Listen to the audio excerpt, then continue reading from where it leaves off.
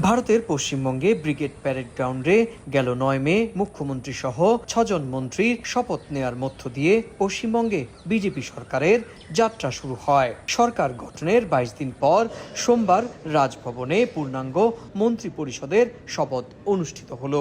রাজধানী কলকাতার লোকভবনে আয়োজিত এই অনুষ্ঠানে নতুন মন্ত্রীদের পাশাপাশি আমন্ত্রিত অতিথিরাও যোগ দিয়েছিলেন।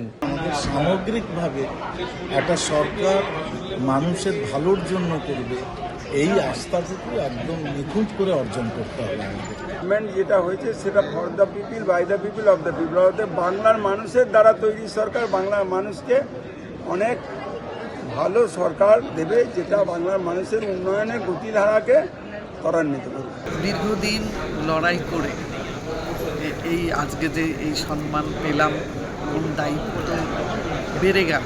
2026 সালে আমরা শাসকের দায়িত্ব বেড়েছে, যেভাবে আমাদের মুখ্যমন্ত্রী যেভাবে দৌড়াচ্ছে, আগামী দিনে আমরাও যাতে ওইভাবে দৌড়াতে পারি এবং ওনাকে সহযোগিতা করতে পারি, বাংলার মানুষের সমস্ত দুঃখ আমরা যেন মুছে ফেলতে পারি। আগামী দিনে আমাদের প্রচুর অনেক কাজ আছে, সেগুলো আমরা করব। আর ন্যূনতম চাহিদাগুলো তো বিগত সরকার কিছুই পারেনি। 26 দিন 27 দিন বয়স হলো, তো সেই সরকার প্রচুর কাজ করেছে। আমার 2.5 দশকের যে সাংবাদিকতার অভিজ্ঞতা, সেই অভিজ্ঞতা আমাকে যথেষ্টভাবে এই নতুন ভূমিকায় কাজ করতে সহায়ক হয়। দল যেটা নির্দেশ দেবে সেই মতেই চলবেন।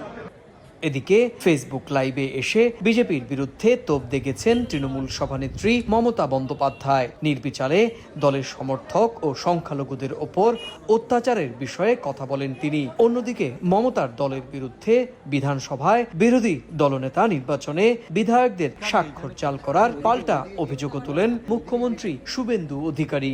ভারতবর্ষে এ ধরনের সিচুয়েশন হবে ভাবতেই পারি না। এখনো মনে হচ্ছে এইসব এত সন্ত্রাস, রাষ্ট্রীয় সন্ত্রাস, অত্যাচার, সমস্ত কর্মীদের থেকে সাধারণ মানুষকে গ্রেপ্তার, হাজার হাজার মানুষের হকার উচ্ছেদ, তাদের জীবন জীবিকা যা দিয়ে তারা সংসার চালাতো, আজকে তারা প্রত্যেকে অসহায়। এরা এত বড় করাপ্টেড,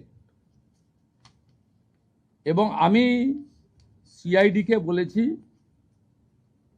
ভারতীয় ন্যায় সংহিতাতে ফৌজদারিতে যা যা আছে অ্যাকশন আমরা নেব। তৃণমূল কংগ্রেসের 2 জন বিধায়ক সম্প্রতি বিধানসভায় স্পিকারের কাছে লিখিত অভিযোগে জানান, বিরোধী দলনেতা নির্বাচনে যে 80 জন বিধায়কের স্বাক্ষর নেওয়া হয় সেই খাতায় অনেকেরই স্বাক্ষর জাল করা হয়েছে। এমনকি তাদের 2 জনের স্বাক্ষরও অন্যরা করে দিয়েছিলেন। এই ঘটনায় একটি মামলাও করা হয়। সেই মামলার তদন্তেই দলটির সম্পাদক অভিষেক বন্দ্যোপাধ্যায়কে সোমবার সিআইডি দপ্তরে তলব করা হলেও তিনি হাজির হননি। তদন্তের মুখোমুখি হওয়ার কয়েক ঘন্টা আগে রোববার কালীঘাটে দলের নবনির্বাচিত বিধায়কদের নিয়ে সভার আয়োজন করেছিলেন অভিষেক বন্দ্যোপাধ্যায়, কিন্তু সেখানে মাত্র 20 জন বিধায়ক উপস্থিত ছিলেন। বিধানসভা নির্বাচনে হারের পর দলে একদিকে অভ্যন্তরীণ সংকট, অন্যদিকে রাজনৈতিকভাবে বিজেপির চাপে মমতার দল দিশেহারা হয়ে পড়ছে বলে মনে করছেন রাজনৈতিক বিশ্লেষকরা। সুব্রত আচার্য, সময় সংবাদ, পশ্চিমবঙ্গ, ভারত।